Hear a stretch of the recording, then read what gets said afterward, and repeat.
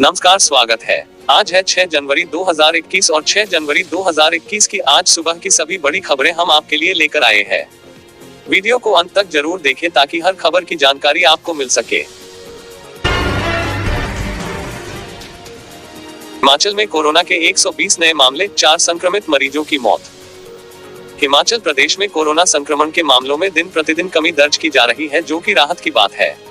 बता दें कि प्रदेश में मंगलवार को कोरोना के कुल 120 मामले सामने आए हैं। हालांकि 4 लोगों की कोरोना संक्रमण की चपेट में आने से मौत हो गई है। जानकारी के अनुसार कोरोना से नेरचौक मेडिकल कॉलेज में मंडी के करसोग के जुफर चुराग निवासी 65 वर्षीय व्यक्ति की मौत हुई है। वहीं आईजीएमसी शिमला में धली की 70 वर्षीय महिला व न्यू शिमला के 63 वर्षीय व्यक्ति ने दम तोड़ा है। इसके अलावा चंबा जिला में महिला की 60 वर्षीय महिला की मौत हुई है। प्रदेश में कोरोना के चलते अब तक 940 लोगों की मौत हो चुकी है। प्रदेश में सामने आए 120 नए मामलों में कांगड़ा के 29, शिमला के 17, सोलन के 15, चंबा के 14, मंडी के 12, सिरमौर व ऊना के 4, कुल्लू के 3, बिलासपुर व हमीरपुर के 2 व किन्नौर का 1 मामला शामिल है। वहीं मंगलवार को प्रदेश में 307 कोरोना मरीज ठीक हुए हैं। इनमें सबसे अधिक सोलन में 100, मंडी में 74, कांगड़ा में 39, ऊना में 22, हमीरपुर के 21, चंबा में 15, बिलासपुर में 12, शिमला व कुल्लू में 6, सिरमौर में 5, लाहौल स्पीति में 4 व किन्नौर में 3 लोग ठीक हुए हैं। प्रदेश में अब कोरोना के एक्टिव मामलों की संख्या 1438 रह गई है। हिमाचल कैबिनेट निर्णय, 4 जिलों में रात्रि कर्फ्यू हटा, आंतरिक बैठकों में आ सकेंगे 50 से ज्यादा लोग। मुख्यमंत्री जयराम ठाकुर की अध्यक्षता में मंगलवार को आयोजित की गई हिमाचल कैबिनेट की बैठक में कई बड़े फैसले लिए गए हैं। कैबिनेट ने प्रदेश में कोरोना के मामले घटने के बाद मंत्रिमंडल ने शिमला, कांगड़ा, मंडी और कुल्लू जिलों में लगाए गए रात्रि कर्फ्यू को हटाने की मंजूरी दे दी है। प्रदेश के सभी सरकारी कार्यालयों में पहले की तरह 6 दिन के कार्य दिवस भी बहाल कर दिए गए हैं। राज्य चुनाव आयोग के आग्रह पर आंतरिक बैठकों में 50 से अधिक लोगों को अनुमति नहीं देने की शर्त में भी छूट दी गई है। इससे पंचायती राज चुनावों से संबंधित प्रशिक्षण कार्यक्रम प्रभावी तरीके से चलाने में मदद मिलेगी। हालांकि अन्य आयोजनों और राजनीतिक समारोहों में कोई छूट नहीं दी गई है। बैठक में कोचिंग कक्षाओं को भी 50% क्षमता के साथ शुरू करने की अनुमति दी गई है। इसके लिए राज्य शिक्षा विभाग की ओर से मानक संचालन प्रक्रिया जारी की जाएगी।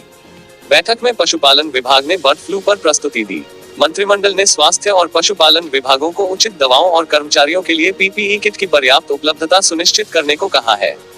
जिला कांगड़ा के उपायुक्त की ओर से आवागमन के लिए लगाए गए प्रतिबंधों की भी सख्ती से अनुपालना करने के निर्देश दिए हैं। मंत्रिमंडल ने राज्य में आयुष्मान भारत, प्रधानमंत्री जन आरोग्य योजना, हिम केयर योजना और राजकीय चिकित्सा प्रतिपूर्ति योजना के प्रभावी कार्यान्वयन के लिए निजी अस्पतालों के पंजीकरण के लिए सिंगल विंडो मनोनयन शुरू करने को भी मंजूरी दी है। इसके अलावा बागवानी विभाग ने मार्च 2021 तक 6 माह के लक्ष्यों और अप्रैल 2021 से मार्च 2022 तक के लक्ष्यों पर प्रस्तुति दी। आउटसोर्स से होगी नर्सों की भर्ती। कोरोना के चलते मंत्रिमंडल ने आईजीएमसी शिमला, सीएचसी नालागढ़ और डॉक्टर राजेंद्र प्रसाद राजकीय चिकित्सा महाविद्यालय टांडा में मेकशिफ्ट अस्पतालों को कार्यशील बनाने का फैसला लिया है। इसके लिए वार्ड सिस्टर, स्टाफ नर्सों और चतुर्थ श्रेणी को कुछ समय के लिए आउटसोर्स पर भर्ती किया जाएगा। चिकित्सा अधिकारियों को वॉक इन इंटरव्यू के माध्यम से रखा जाएगा। पीएम मोदी का जताया आभार। मंत्रिमंडल ने कोरोना वैक्सीन के प्रयोग को अनुमति देने के लिए प्रधानमंत्री नरेंद्र मोदी का आभार व्यक्त करने के लिए प्रस्ताव पारित किया। आत्मनिर्भर भारत अभियान के तहत वैक्सीन के उत्पादन के लिए देश के वैज्ञानिकों का भी आभार जताया गया। मंत्रिमंडल ने अमेरिका की डाटा फर्म मॉर्निंग कंसल्ट की ओर से देश में कोविड-19 महामारी को प्रभावी ढंग से नियंत्रित करने के लिए प्रधानमंत्री नरेंद्र मोदी को दुनिया भर में सर्वश्रेष्ठ और सबसे लोकप्रिय राजनेता आके जाने पर भी बधाई दी है। बसों में 50% से ज्यादा यात्रियों को बैठाने पर लगी रोक हटी, कैबिनेट बैठक के बाद आदेश जारी। हिमाचल प्रदेश के जयराम मंत्रिमंडल के रात्रि कर्फ्यू खत्म करने के फैसले के साथ ही प्रदेश के राज्य आपदा प्रबंधन सेल ने इस संबंध में आदेश जारी कर दिए हैं। आदेश में मंडी, शिमला, कुल्लू और कांगड़ा में रात्रि कर्फ्यू खत्म करने के साथ ही अंतरराज्यीय व अंतर जिला बसों के संचालन में भी 50% सवारियों बैठाने की शर्त को हटा दिया गया है। अब सरकारी बसों में 100% सीटों पर सवारियों को बैठाकर संचालित किया जा सकेगा। वहीं चुनावी प्रशिक्षण व प्रक्रियाओं को संचालित करने के लिए राज्य चुनाव आयोग के आग्रह पर एक स्थान पर 50 से ज्यादा लोगों के न जुटने के आदेश से छूट दी गई है। हालांकि यह छूट सिर्फ चुनावी कार्यक्रमों के लिए लागू रहेगी। सरकारी व गैर सरकारी संस्थानों को भी 50% क्षमता के साथ प्रतियोगी परीक्षाओं के लिए क्लास संचालित करने की अनुमति दे दी गई है। सभी फैसले अगले आदेश तक समूचे हिमाचल में लागू रहेंगे। हिमाचल में बर्फबारी से 3 NH सहित 100 से ज्यादा सड़कें बंद, पौंड को 44.96 करोड़ का नुकसान। हिमाचल के ऊंचे क्षेत्रों में हो रहे ताजा हिमपात से 3 NH सहित 100 से अधिक सड़कें वाहनों की आवाजाही के लिए बंद हो गई हैं। NH शिमला रामपुर, ठियोग रोहतक, चंबा भरमौर और सेंट लूरी बंद हो गया है। शिमला रामपुर NH नारकंडा और कुफरी, ठियोग रोहतक खड़ापत्थर में बंद होने से ऊपरी शिमला का मुख्यालय से संपर्क कट गया है। चौपाल के खिड़की में भी सड़क अवरुद्ध हो गई है। इससे लोगों की आवाजाही पर असर पड़ा है।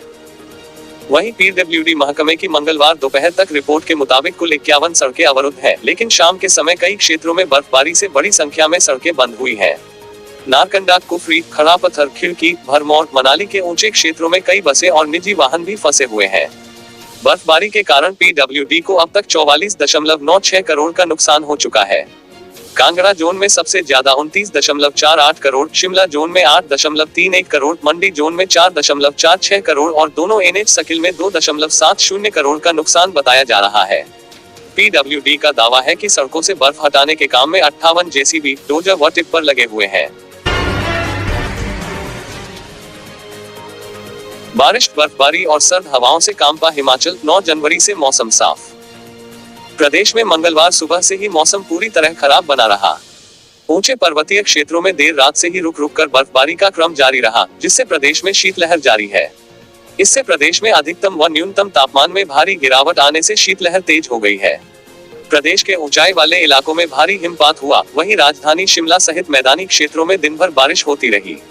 कई स्थानों पर बिजली भी गुल रही। मौसम विभाग ने 9 जनवरी से राज्य भर में मौसम के साफ होने की संभावना जताई है। बीते 24 घंटों के दौरान कल्पा में 18, खदराला में 15, सुमदो व पूह में 5, मोरंग में 4, शिलारू और केलंग में 3 सेंटीमीटर हिमपात हुआ है। बर्फबारी के कारण 110 बिजली ट्रांसफार्मर भी ठप पड़ गए हैं। उधर शिमला जिला के खड़ापत्थर व चांशल में भी हिमपात हुआ है। वहीं कुफरी में बर्फ के फाहे गिरे।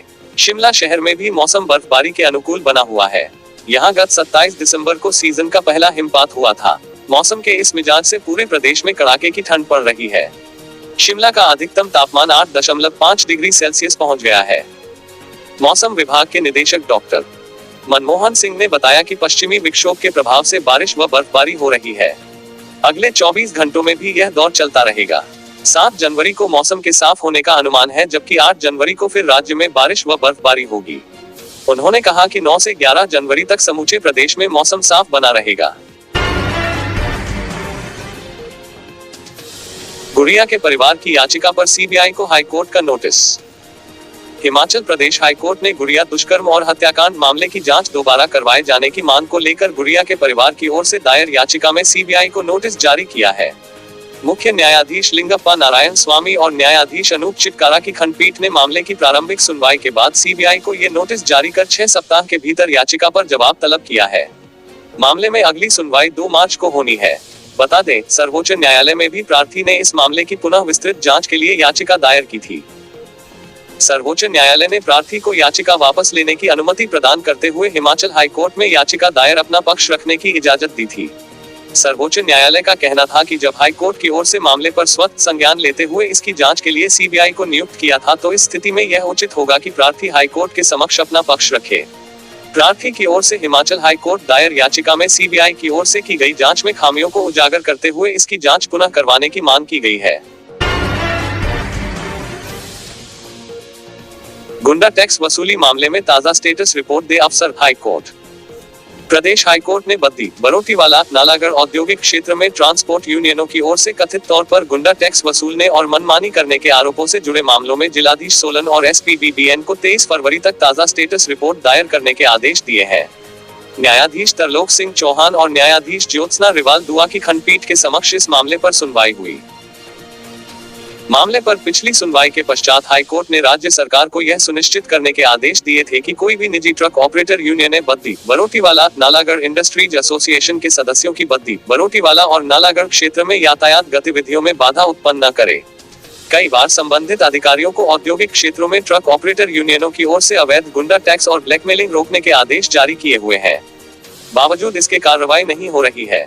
मामले की अगली सुनवाई अब 23 फरवरी को होगी।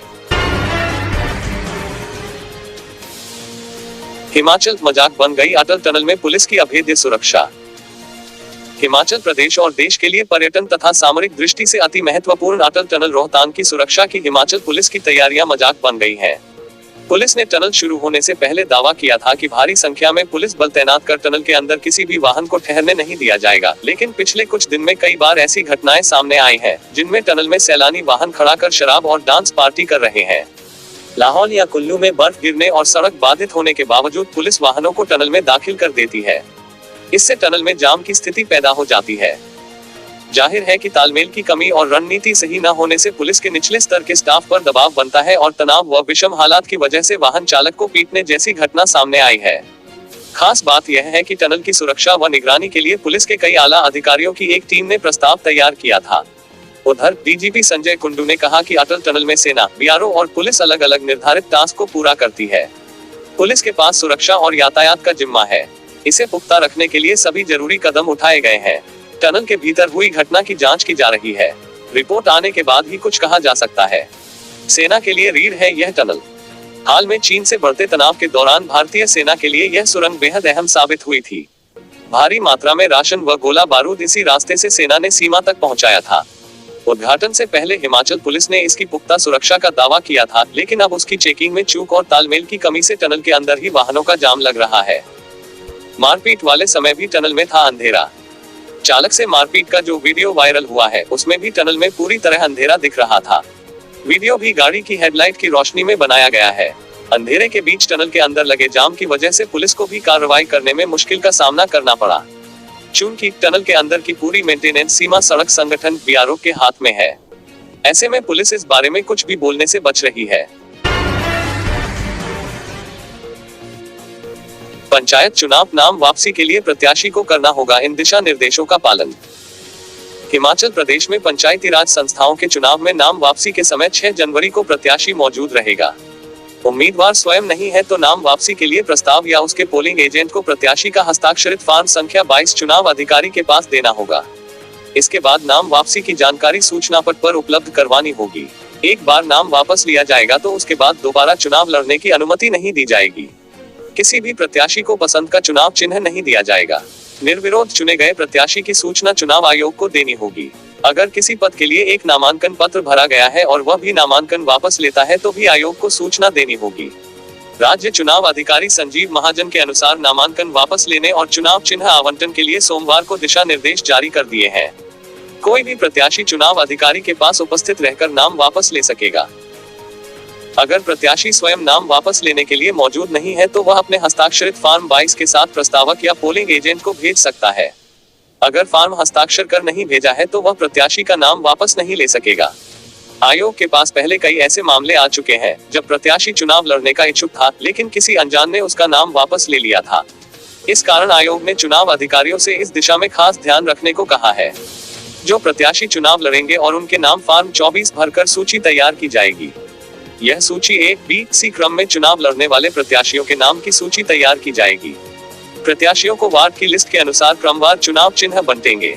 इसी क्रम में पंचायत समिति और जिला परिषद के चुनाव लड़ने वाले प्रत्याशियों को चुनाव चिन्ह दिए जाएंगे। रवि विजय कुमार मलिमत कल लेंगे वरिष्ठ न्यायाधीश की शपथ। उत्तराखंड हाईकोर्ट के कार्यवाहक मुख्य न्यायाधीश रवि विजय कुमार मलिमत अपने स्थानांतरण पर वीरवार को सुबह 10 बजे हिमाचल हाईकोर्ट के वरिष्ठ न्यायाधीश के तौर पर शपथ लेंगे। हाईकोर्ट के मुख्य न्यायाधीश लिंगप्पा नारायण स्वामी न्यायाधीश मलिमत को शपथ दिलाएंगे।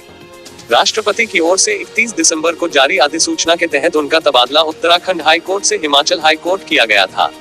25 मई 1962 को जन्मे न्यायाधीश आर मलिमत ने 28 जनवरी 1987 से कर्नाटक हाईकोर्ट में वकालत शुरू की थी। 18 फरवरी 2008 को वे कर्नाटक हाईकोर्ट में अतिरिक्त न्यायाधीश नियुक्त हुए और 17 फरवरी 2010 को उन्हें कर्नाटक हाईकोर्ट के अपर न्यायाधीश के रूप में नियुक्त किया गया था। अपने तबादले के पश्चात 5 मार्च 2020 को इन्होंने उत्तराखंड हाईकोर्ट के न्यायाधीश के तौर पर कार्यभार संभाला था। ये थी सभी बड़ी खबरें। वीडियो को अभी लाइक कर दीजिए और चैनल को सब्सक्राइब जरूर करिए।